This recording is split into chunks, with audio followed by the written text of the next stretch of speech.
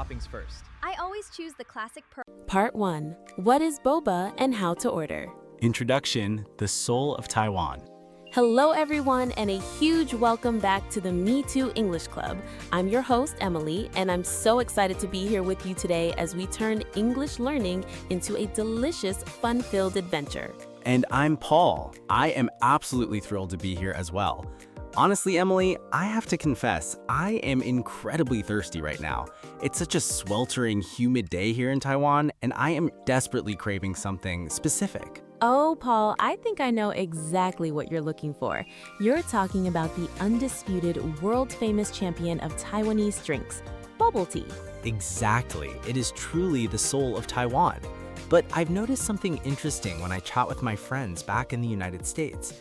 They always call it boba. Is that the same thing as the bubble tea we have here?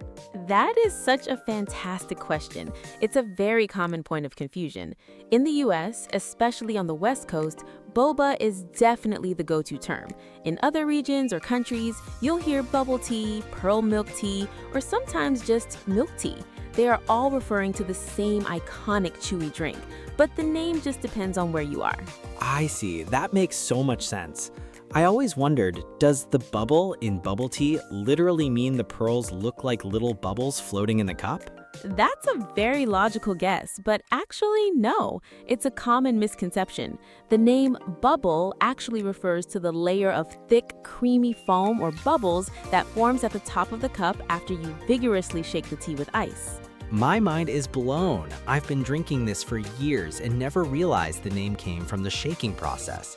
Well, in this first part, we're going to learn how to describe that perfect texture and how to order like a true local. The Q trap, how to describe texture.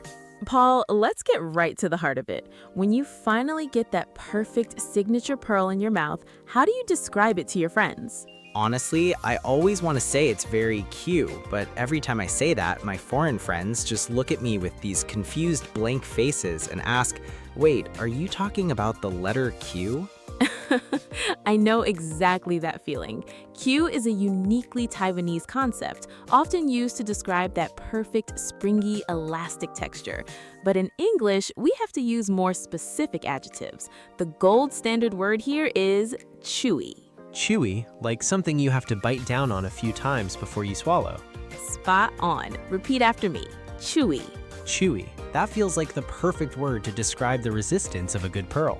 Exactly. And if you want to sound like a sophisticated food critic, you can also use words like springy or bouncy. They all work well to describe that resistance, but chewy is definitely the most natural way to say it. Okay, got it. So next time I'm with my friends, I'll say, the texture of these pearls is so delightfully chewy. Perfect. Please, for the sake of your friends, avoid saying, it's very cute, or they might just start reciting the alphabet. Customization, sugar and ice levels. Now, the reason we all love these Taiwanese tea shops is the endless customization. You're the boss. You control the sugar and the ice. I love that. It makes every drink feel so personalized. But for English learners, the levels can be a bit tricky. Let's simplify it. For sugar, the standard levels are full sugar, 100%, half sugar, 50%, and no sugar, 0%. Half sugar is usually my sweet spot. But what if I want wei tong, which is 25%? That's really popular here. That's a great nuance. You can say quarter sugar or less sugar for that lighter sweetness. Let's practice. Less sugar, please. Less sugar, please. Got it. And for the ice levels? We use the same logic. We have regular ice, less ice, and no ice. I personally prefer less ice. It keeps the drink perfectly chilled without it getting watered down as the ice melts. A pro move. So let's combine it. Say half sugar and less ice, please. Half sugar and less ice, please. That sounds so smooth. Dialogue ordering at the tea shop.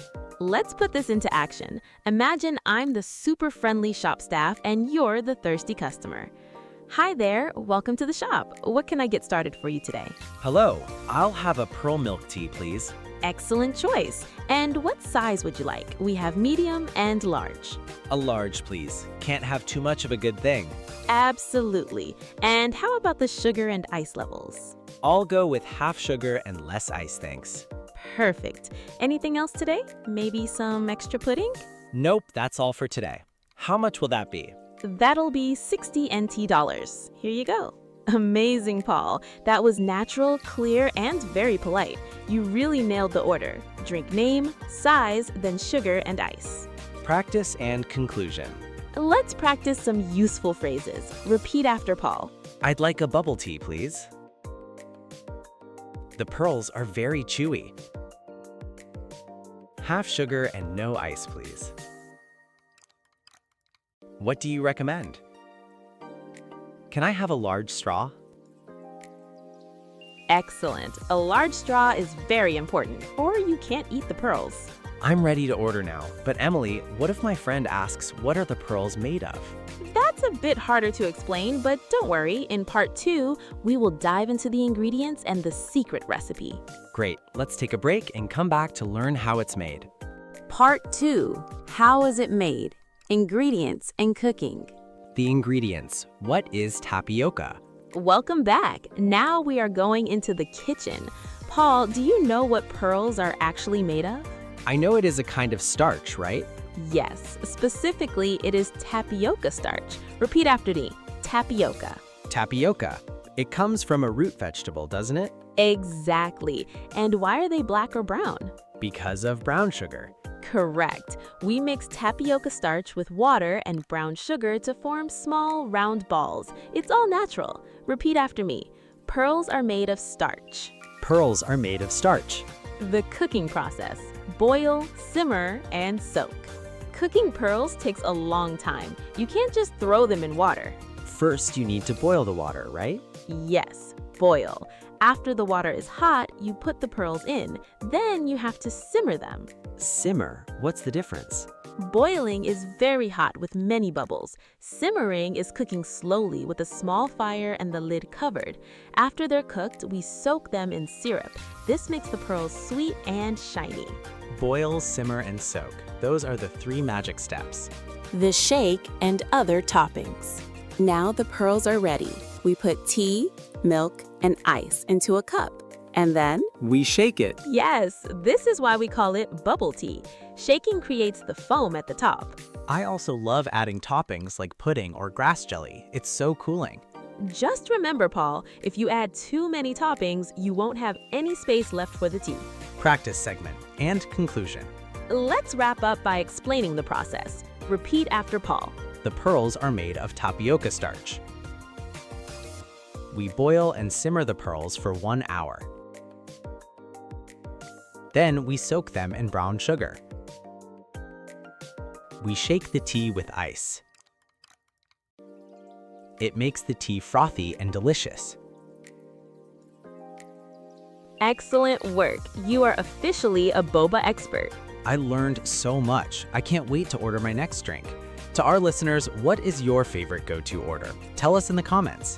Thanks for joining us at Mi2 English Club. Stay curious and keep practicing. Bye everyone. Let's go grab a drink.